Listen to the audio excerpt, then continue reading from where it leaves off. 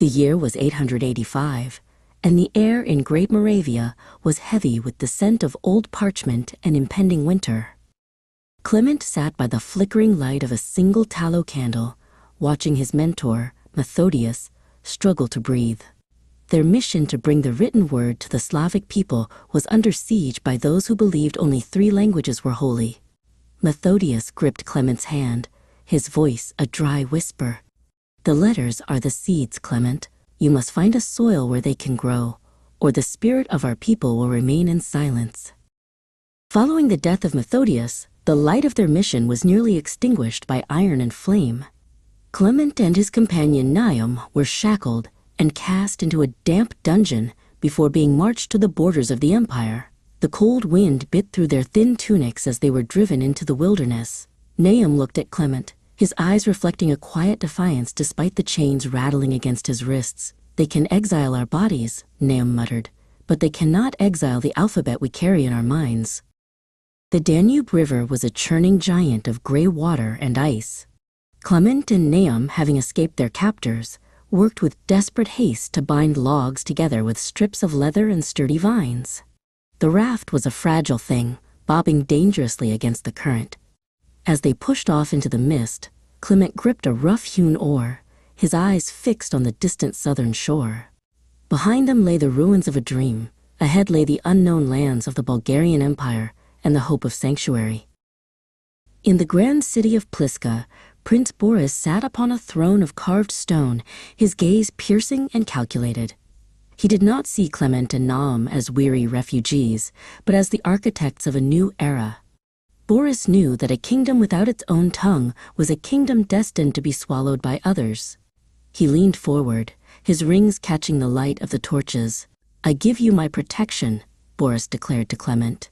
"Go south to the region of Kutmichevitsa. Turn the silence of the mountains into a chorus of scholars." The journey to the south was long, but as Clement reached the heights above Lake Ohrid, he stopped in awe.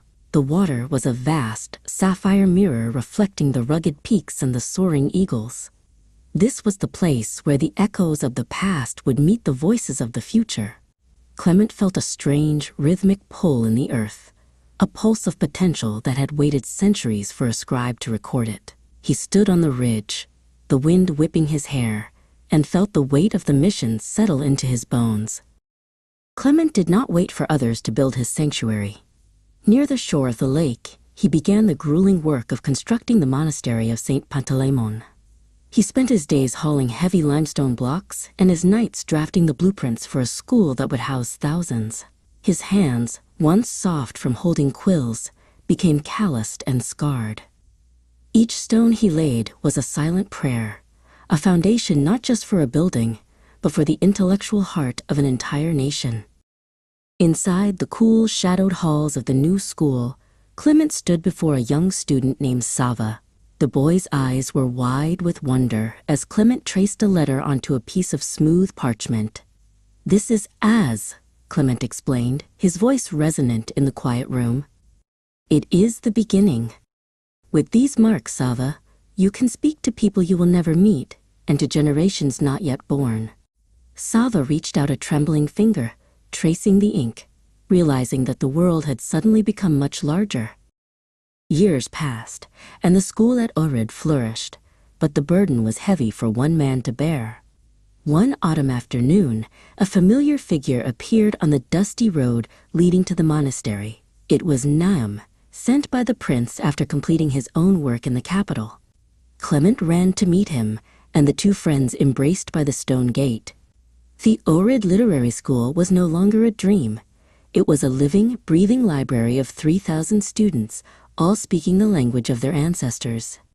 In the twilight of his life, Clement was summoned once more by Boris, who had since abdicated his throne to live a life of prayer.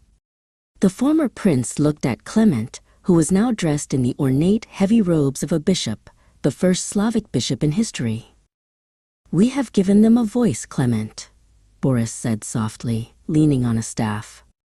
Clement nodded, feeling the immense gravity of the thousands of books his students had copied. The letters were no longer just seeds.